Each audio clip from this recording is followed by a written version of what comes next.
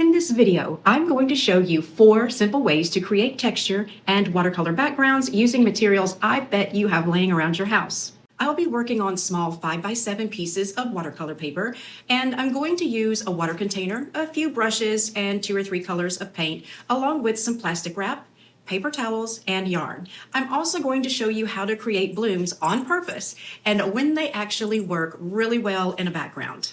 Make sure that you stick around till the end because I know you're going to want to see how each texture looks once the paper has dried and how different timing creates different effects and results. Hey there, I'm Nina. I'm a watercolor artist and teacher. Here on my channel, I share demos like this to help you understand what to do, why it works, and when to use it, especially if you're working toward more realistic results in your watercolor. And if you find these videos helpful, I would appreciate a thumbs up, and you can subscribe to my channel below so you don't miss any future lessons. I've listed all of the supplies that I'm using down below under the word more. So, all right, let's get started. So I've got 4 pieces of 5.5 by 7.5 watercolor paper. I cut it a little bit bigger so that I could tape it down and still come out with basically a 5.5 by 7, and this is just a test, so the size doesn't really matter. I would say don't go any smaller than this because if you really want to see what the texture is going to look like, if you go too small, you're not really going to get the overall picture. So I would say no smaller than a 5.5 by 7. So I've got 4 of those, and I'm going to be using some paper towels. I like Viva. That's just the one that I like to use because it does have a texture on one side, but it's more or less smooth on the other. I also have some Bounty, but see how it's got this pattern. I don't really want that pattern to show up, so I'm not using that. I've got just some string here, some yarn. I've got a few little brushes. I've got a large one here. This is a silver black velvet. And of course, my Rosemary & Co. brushes. This is a red dot size 8 and a red dot size 10. I've got my palette with 3 of my favorite colors, Nicolazo Yellow, Phthalo Blue, and Quinacridone Rose. I've got my aluminum foil here, and I was out of plastic wrap, so I just grabbed a couple of bags, and I will use these instead. Got my little glass of water, my big glass of water. So let's jump on in here and start experimenting. I just want to decide which item I want to start with first. And this is an experiment for me too. I just had this idea in my brain before I went to bed, and a lot of times that's when I can really get creative and thoughtful about some things, is when the house is dark and quiet, everybody is asleep, and there's no interruptions. I can just lay in the bed, close my eyes, and really start thinking creatively. So this is what I came up with. I think what I will do first is the paper towels, because I'm thinking in my mind, I've kind of played around with this before, so let's give it another try. If you wanted to do a sky and create something that looks like clouds, this might be a technique you could try. So I'm using my large brush here, and with clean water, I'm just covering the whole piece of paper, and I'm making sure that I go over it enough times with enough water that the whole surface of the paper is really shiny like a piece of glass, and I don't have any spots that look like it's getting dry and other spots where the water is puddling up. Now right now I'm going off the edge of the paper. That's okay because I will clean that up in just a moment. I'm going to go ahead and take a paper towel and just dry up this excess water that's on top of the tape so that it does not interfere with the project we are working on. Okay, so as you can see, my paper is really nice and wet. It was really super shiny, but now the shine is kind of turned into what I consider to look more like stainless steel or satin. I think what I'm going to do is use my size 10 brush. I'm going to get a good amount of my phthalo blue, and I'm not really focusing on color today. I'm really just looking more at texture than anything else. So let's throw some of this paint on and get a nice smooth wash. Now, if you don't want it to be smooth, you can always put it on with a scattered effect to get even more texture, but I'm just really focusing on what these items I've chosen are going to do for us and not really worry about using my paint right now to create texture. That we can do that at another time in a different video. So I've got this paint on here now, a nice decent wash.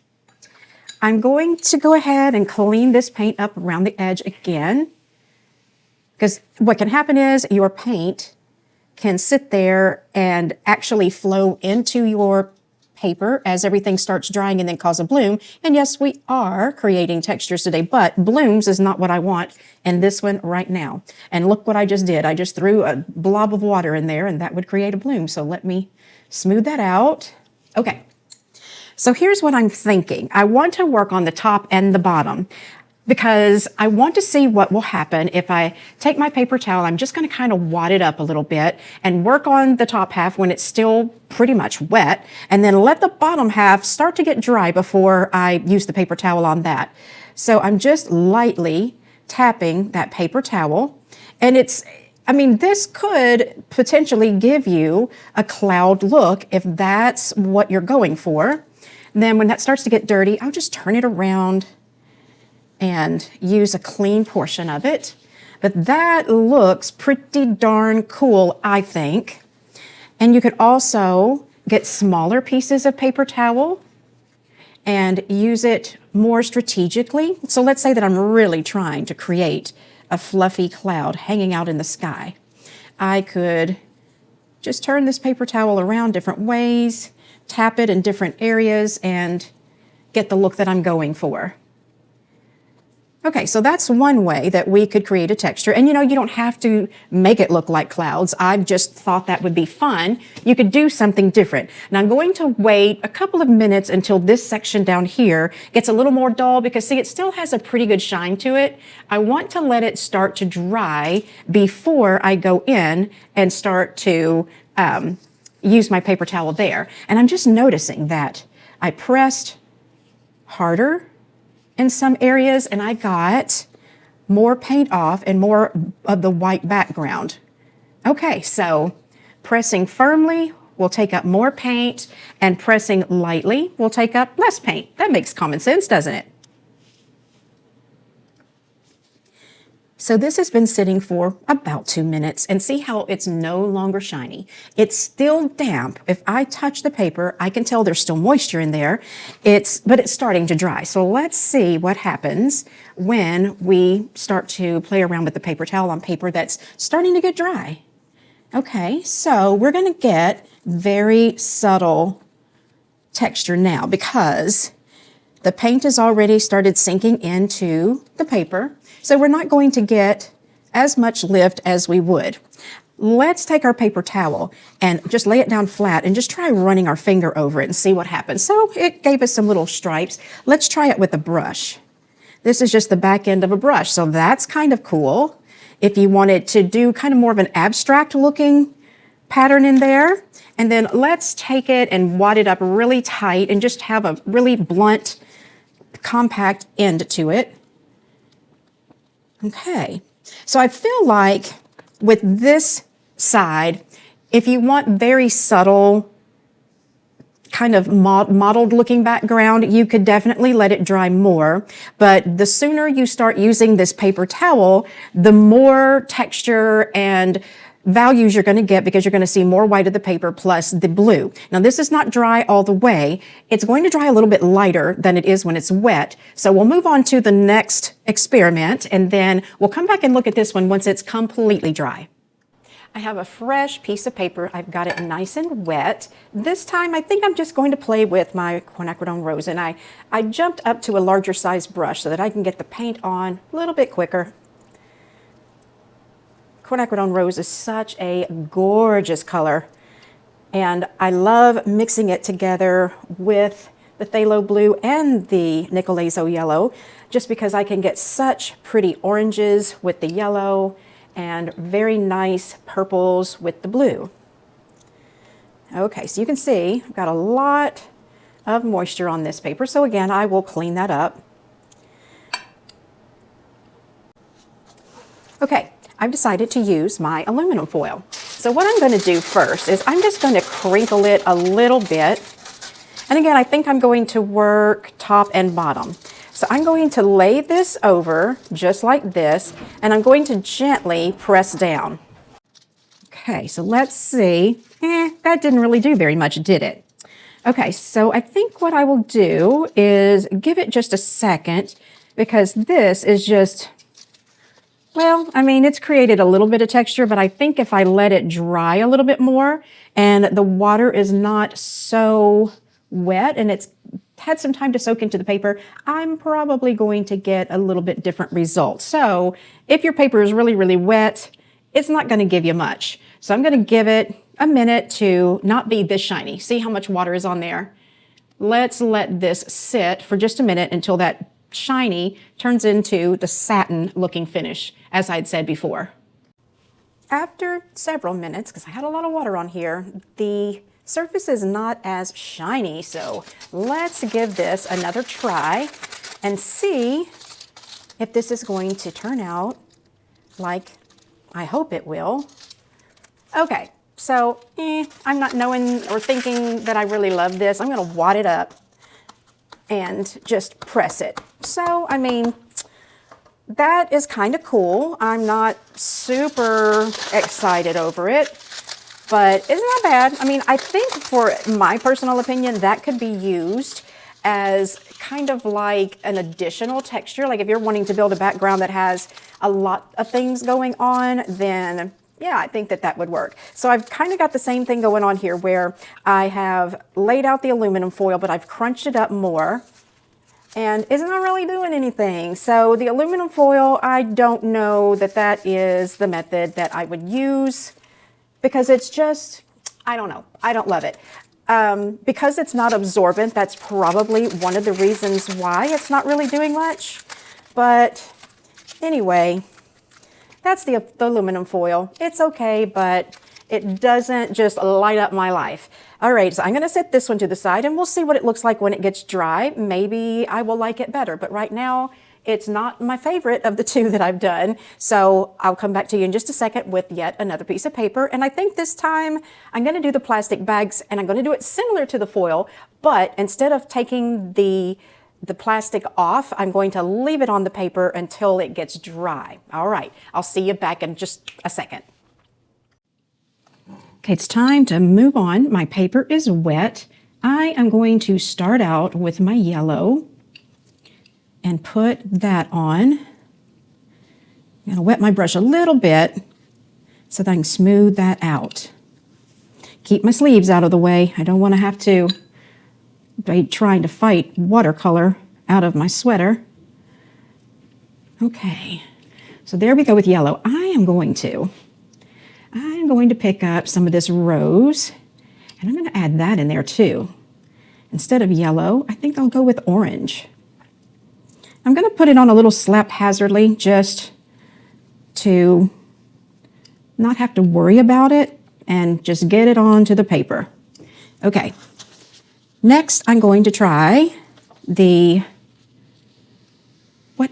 Oh yeah, no. Okay, I was going to do the plastic bags, but because I've got my paper taped down and I'm going to leave the plastic bags on, I'm going to do something else. I want to show you how you can use blooms to your advantage. Now, most of the time we try to avoid blooms, especially if you like to paint in a realistic style like I do, because you need your washes most of the time to be smooth. And so I don't want to cause blooms whenever I need my washes to be smooth.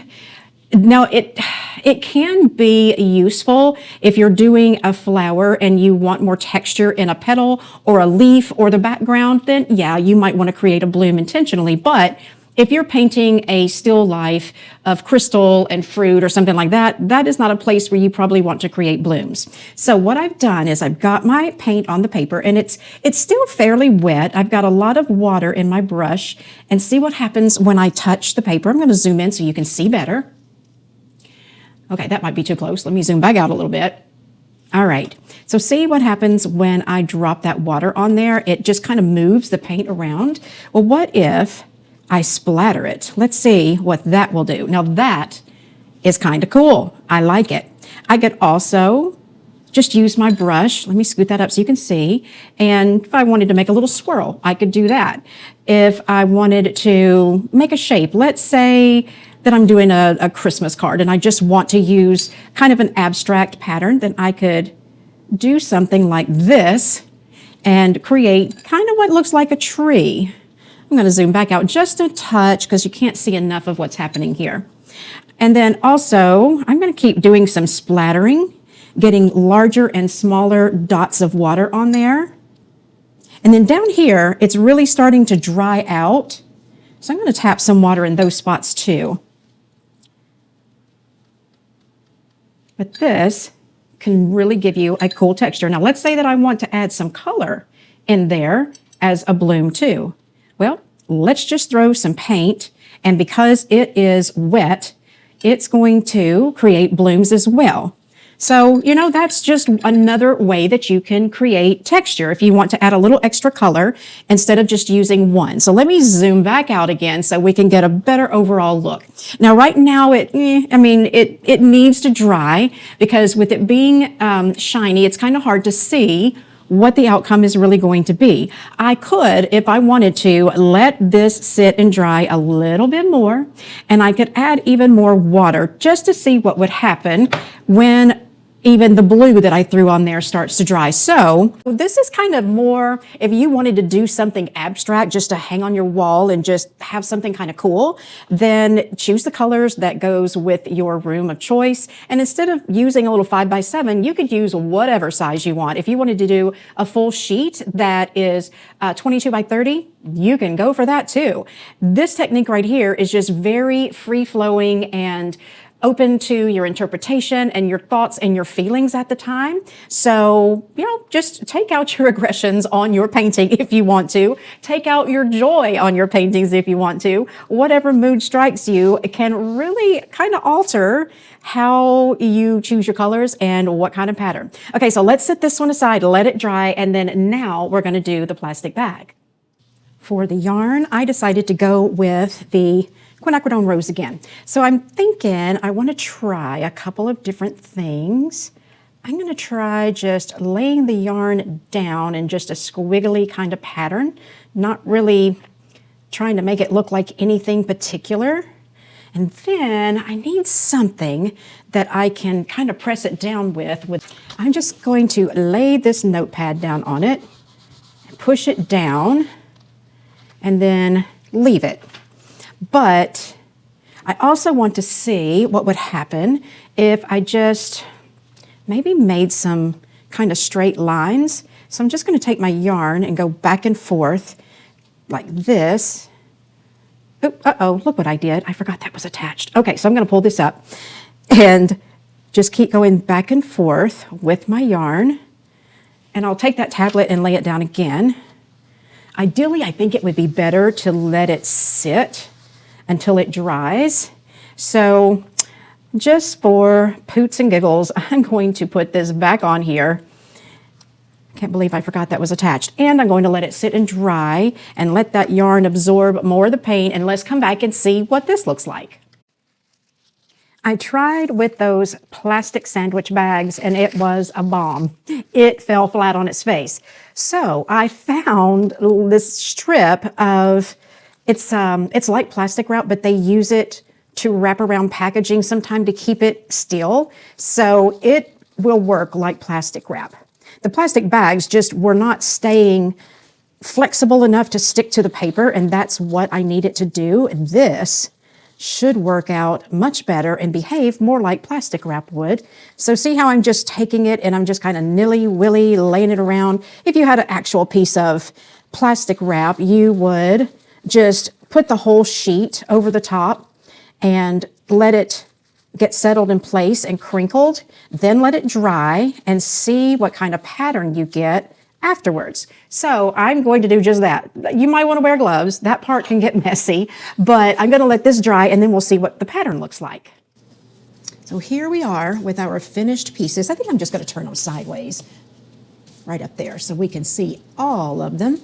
All right, so this was the first one we did, and this was the one that at the top I tried to make it look more like clouds or something like that, and then at the bottom I just kind of played around after it had started to get dry, and I like the top better when it was wetter because I feel like I got more texture and could manipulate the paint and the water easily with it being more wet. So there's that one. And then this one was the one where we did the splattering. Started out with the orange, and I kind of like how this turned out. See, I put that blue on there, but when the blue started to sink in and it kind of mingled with that orange, it kind of turned more of a green. So I'm really liking this one a whole lot. I think my two favorites are those. Then this is the one that I did with the aluminum foil. It's okay. Like I said, if you just wanted a little more subtle texture, or maybe do one wash and do something like this or like this, then put another tea wash on the top of it and use your aluminum foil to add even more texture, then that might work out. You could give that a try. This is the one that I did with the yarn. I kind of like that.